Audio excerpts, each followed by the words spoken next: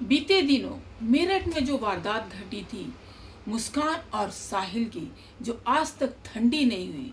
जिस तरह से मुस्कान ने अपने बॉयफ्रेंड साहिल के साथ मिलकर अपने पति को मौत के घाट उतारा और उसे टुकड़ों में बांटकर ड्रम में भर दिया था, ठीक उसी तरह मेरठ से ही एक और घटना उभर कर सामने आई है, जो शनिवार रात घटी है, यानी कि 12 अप्रैल को। यहाँ पर ठीक उसी तरह रविता ने अपने बॉयफ्रेंड अमरदीप के साथ मिलकर अपने पति को मौत के घाट उतार दिया। रविता ने देखा कि मेरठ में मुस्कान ने किस तरह से अपने बॉयफ्रेंड के साथ मिलकर अपने पति की हत्या की। ठीक रविता ने उसी तरह अपने बॉयफ्रेंड के साथ मिलकर एक प्लान किया कि किस तरह से अपने पति को अपने रास्ते से हटा दे, और उसने इसमें एक सांप का सहारा लिया ताकि पति मर भी जाए और उस पे आंच भी ना आए और वो कानून के पंजे से बच जाए, पर ऐसा नहीं हुआ।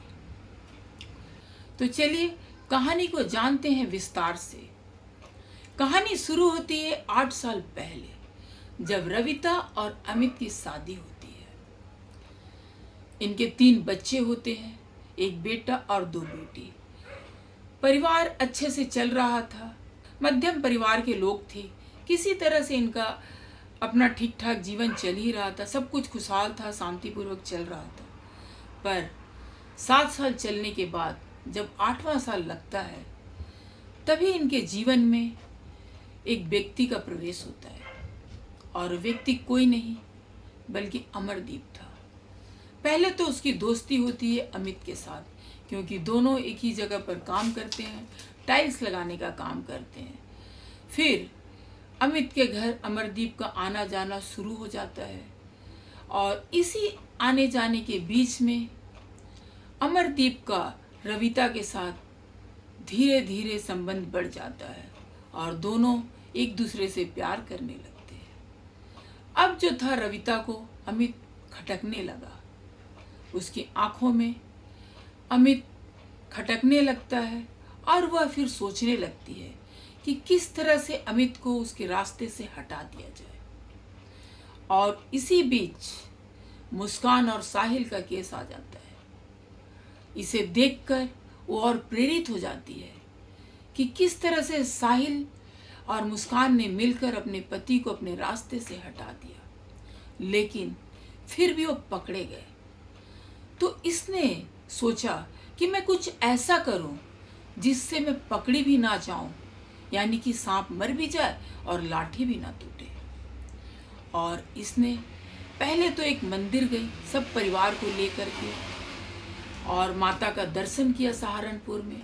उसके बाद इसका जो प्लान था अपने पति को मारना, इसने सोचा क्यों ना एक सांप को ले आया जाए जिससे अपने पति को डसवा दिया जाए, ताकि लोग सोचे सांप के काटने से पति की मृत्यु हो गई है। और इसने जब मंदिर से लौट रही थी तो अपने बॉयफ्रेंड अमरदीप को फोन करती है और कहती है कि सुनो, तुम किसी तरह कहीं से भी एक सांप लेकर आ जाना, ठीक है, और मुझे कुछ नहीं सुनना है।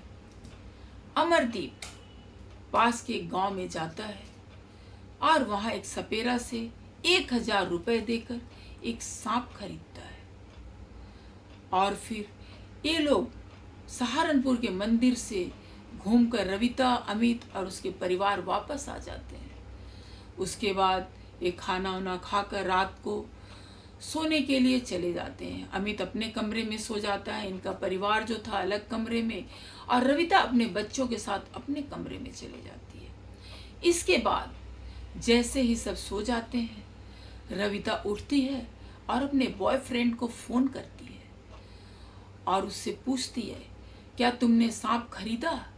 तो वो कहता है, अमरदीप कहता है कि हाँ। उसके बाद उसे बुला लेती है अपने घर पर। अमरदीप सांप को लेकर आता है और फिर दोनों मिलकर, यानी कि रविता और अमरदीप मिलकर शनिवार की रात को सोए हुए अमित का गला घोंट देते हैं और उसे मार देते हैं। और जो सांप को लेकर आते हैं उसके कमर के नीचे उस सांप की पूंछ को इस तरह फंसा देते हैं कि सांप उसके कमर के नीचे से निकल ना पाए। और चूंकि अमित मर चुका होता है तो उसका शरीर हिलता भी नहीं है, वो भारी हो जाता है, तो सांप जो है उसी तरह फंस जाता है। और फिर सांप अपने बचने के लिए निकलने की कोशिश करता है और नहीं निकल पाता। इसी वजह से सांप जो है उस मरे हुए अमित पर वार करता है और इस तरह से सांप जो है 10 बार अमित को डस जाता है। यानी कि अमित उस वक्त मर चुका होता है, लेकिन सांप तो नहीं जानता, वो उसे डसता जाता है। इसके बाद सुबह होती है, परिवार वाले उठते हैं। अमित की आदत थी, सुबह वह जल्दी उठता था, 5 बजे के आसपास वह उठ जाता था, लेकिन उस दिन वो नहीं उठा।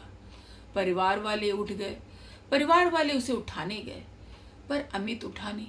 जब उसे हिलाए तो देखिए वो तो मर चुका है। फिर उसके हाथ के पास एक सांप था। उसे देखकर सबने सोचा शायद अमित को सांप ने काट लिया है, और फिर आनन फानन वे लोग डॉक्टर के पास लेकर, वहाँ पर डॉक्टर ने उसे मृत घोषित कर दिया। इसके बाद डॉक्टर ने अमित का पोस्टमार्टम किया। सबसे बड़ा खुलासा तो तब आया जब अमित का पोस्टमार्टम हुआ। जी हाँ, उसके पहले लोगों ने सोचा कि अमित को तो सांप ने डसकर मार दिया है, और उसकी पत्नी भी रो रही थी और यही कह रही थी कि सांप ने डस लिया मेरे पति को, मेरे पति मर गए। पर ऐसा कुछ भी नहीं था। पोस्टमार्टम रिपोर्ट में निकला कि अमित की मृत्यु सांप के काटने से नहीं, बल्कि उसके दम घुटने से हुई है। अब घर पर सनसनी हो गई कि आखिर में अमित का दम घुटा तो कैसे घुटा। अब शक की सुई जाने लगी उसकी पत्नी पर। अब पुलिस वालों ने जांच शुरू कर दी और पत्नी को हिरासत में ले लिया। उसके बाद पत्नी से पूछताछ शुरू की। पत्नी ने पहले तो बहाने बनाए, अलग अलग तरह की बातें की, लेकिन जब पुलिस वालों ने सख्ती से पूछा तो रविता को बताना पड़ा सच। उसने फिर सारी सच्चाई बताई कि किस तरह से उसने मंदिर गई, वहाँ से फ़ोन किया अमरदीप को और उससे सांप लाने के लिए कहा, और अमरदीप ने सांप लेकर आए और फिर दोनों ने मिलकर गला घोटा। इसके बाद पुलिस वालों ने अमरदीप को गिरफ्तार कर लिया। फिर अमरदीप से पूछताछ की। उसने भी बताया कि मैं और अमित दोनों दोस्त थे, दोनों टाइल्स का काम करते थे, और फिर मेरा आना जाना अमित के घर में था। इसी बीच मेरी दोस्ती रविता से हो गई और हम दोनों फिर सोचते थे किस तरह से अमित को हटा दे, और अमित को भी हमारी दोस्ती की भनक लग चुकी थी, इसलिए हम चाहते थे उसे अपने रास्ते से हटाना। फिर रविता और हम दोनों ने मिलकर एक प्लान रचा और फिर अमित का गला घोटकर उसे मार दिया, और जो सांप लेकर आए थे उसके पीठ के नीचे रख दिया। तो दोनों ने अपनी जुर्म को कबूल किया है पुलिस के सामने। अब दोनों जो है पुलिस के हिरासत में है। तो हमने यही देखा कि इंसान के जीवन की कोई वैल्यू ही नहीं है। एक पत्नी किस तरह से अपने पति को मार देती है अपने बॉयफ्रेंड के साथ मिलकर।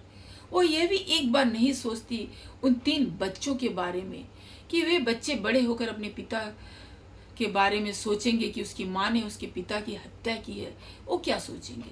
इंसानियत इतनी शर्मसार हो चुकी है कि आज के डेट में एक महिला अपने पति का इस तरह से हत्या कर देती है। लोग बुरी चीज़ तो सीख जाते हैं पर अच्छाई कभी नहीं सीख पाते। तो दोस्तों, हमारी इस कहानी को बताने का मकसद किसी की भावनाओं को ठेस पहुंचाना नहीं था, बल्कि समाज में हो रहे बुराइयों से अवगत कराना था। आपको क्या लगता है, रविता और अमरदीप को कैसी सज़ा मिलनी चाहिए? कमेंट करके ज़रूर बताइएगा। और अगर हमारी आज की सच्ची घटना आपको अच्छी लगी तो लाइक शेयर सब्सक्राइब करना बिल्कुल मत भूलिएगा। हमारी वीडियो देखने के लिए आप सबको बहुत बहुत धन्यवाद।